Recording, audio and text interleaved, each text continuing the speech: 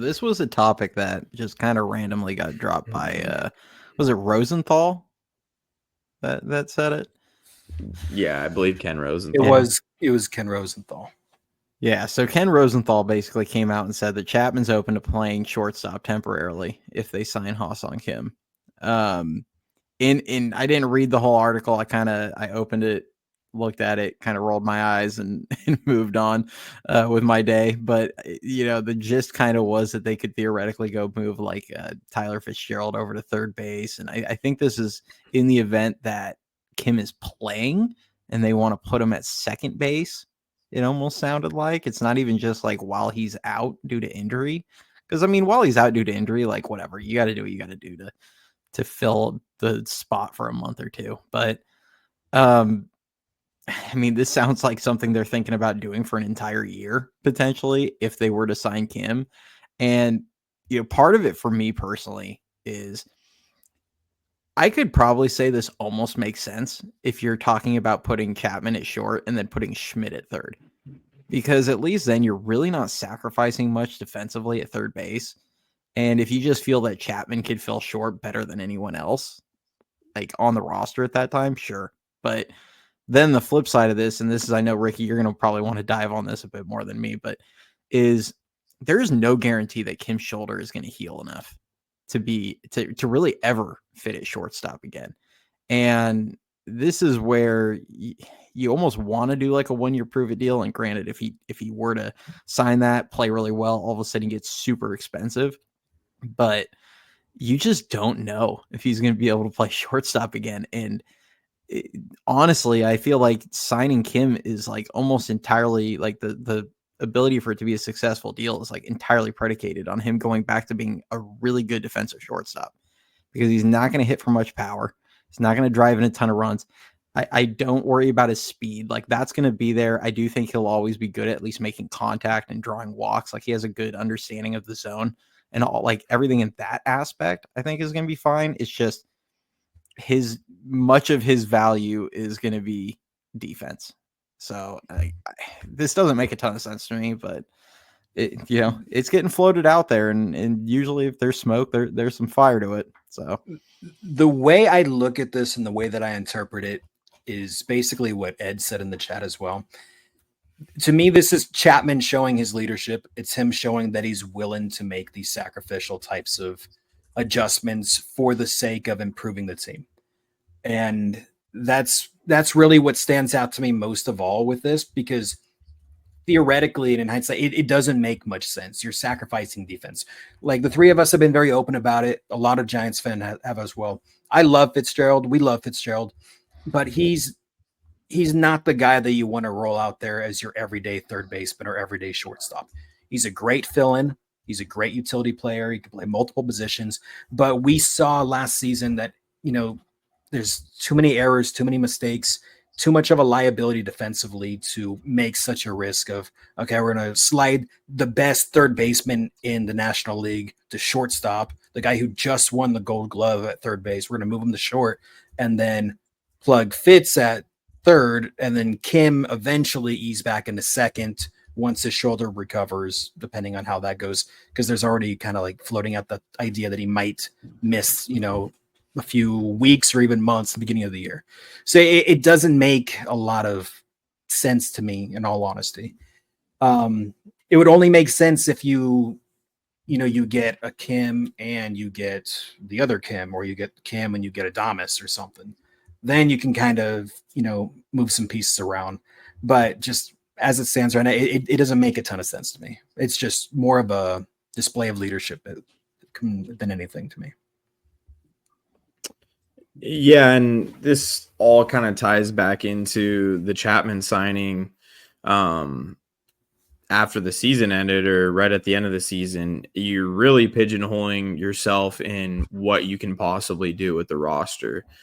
Obviously, Chapman fills a hole. You don't really, unless you are absolutely sure that you're going to plug Schmidt in there and you're just going to roll with that all season. You really didn't have a surefire third baseman to plug in 2025. So, and Chapman being a leader, they felt obligated to sign him. Posey jumped the gun and paid him what he wanted, basically.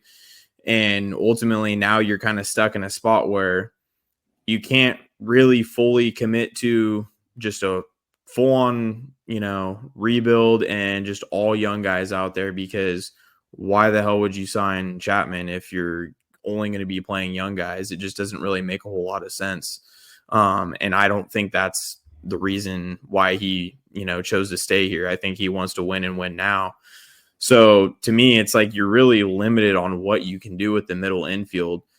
For me personally, I don't really see the point in signing Kim if he's only going to be playing second base for you. That just doesn't make sense to me. At that point, you might as well, platoon Fitz and Schmidt there, or just see who's the better man that wins the job in spring training, and try to go hard after a shortstop. But even then, your options are super limited. You're looking at like a Bo Bichette trade. You're looking at Kim if he can play the position with coming off surgery. And you're looking at possibly putting Fitz or Schmidt there, or now Chapman, which, again, why'd you sign him long-term as a third baseman if you're going to move him over to short? Just, it's very, very confusing on what they're trying to accomplish here.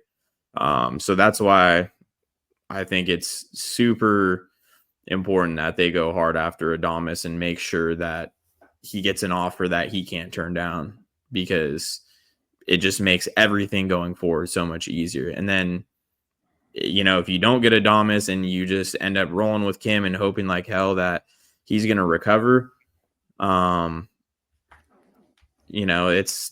going to be interesting. That's for sure. And like Grant's mentioning it right now, some people aren't worried about the injury. My concern is it's a torn labrum.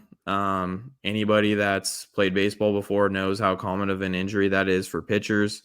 And sometimes pitchers never recover from that. Like, those are injuries you do not want to mess with. And while he's not pitching, at the big league level, playing shortstop with a healthy arm is going to be super important, because you're going to find out real quick if he can't make that throw. And if he can't make that throw, you're not going to be able to keep him there. This is the big leagues. And the Giants play on a very slow infield. So you need to have a quick arm. This is in Arizona where the ball's coming in hot and you have a lot more time to make throws. So I think it's super important that they know what they're getting themselves into if Kim is the plan long-term at shortstop. Yeah. It's like I said, his value, it makes no sense to make that move if he's going to be at second base. Because if he gets stuck at second base, you are just so much better off just seeing what you got in Fitz and Schmidt, and seeing if either of those guys can be a significantly cheaper, Fitz is only like a year and a half younger than Kim, but Schmidt's still, I think, 3+ years younger than Kim is right now, and he'd be a lot cheaper. And there are some things that, I think Schmidt's actually a big breakout candidate for next season, and he's got some power that Kim just doesn't have. I think the glove work actually can be comparable as he gets more comfortable at second base. But, Kim's value at shortstop, if if the arm strength returns and if he can go back to being what he was at shortstop, because, kind of undeniably, like, he was a Gold Glove finalist 1 year at shortstop. He's incredibly valuable at shortstop. It's just, if you can't play shortstop, like, we got a problem with that deal. So it's kind of where I'm at. And one thing that hasn't been mentioned at all, which should be pretty clear and obvious, your biggest need on the team right now, the biggest need is shortstop. If you sign Kim to be a second baseman, you're just further complicating things, not only based on team needs, but based on your 40-man. Because if you look at the 40-man roster right now, if you bring Kim on, you got 4 to 6 guys who can play second base. You've got Wisely. People are forgetting Wisely. You got Fitzgerald. You got Schmidt. Now you got Kim. You still got Wade Meckler, who's on the 40-man, who's converting to second base. Yeah, Luciano, who played second base last year. It's just like you're further complicating your 40-man roster situation, and you're leaving a gap at the biggest need on your team in general. Like, in every level of the farm and in the big league club. Shortstop's the biggest need. So it's just going to further complicate things if you end up going that route. So I just want to see some clarity. You know what I mean?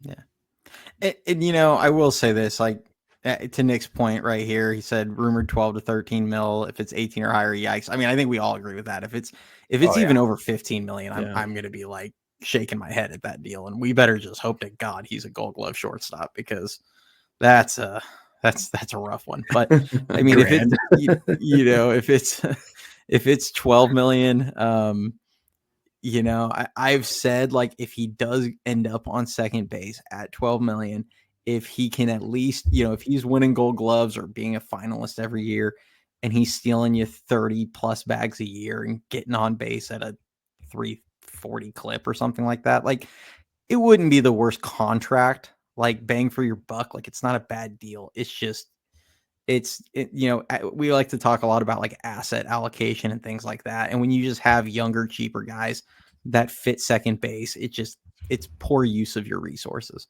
in my opinion. So yeah. And also ultimately Velasquez, love that guy. I'd love to see him end up at second in a few years.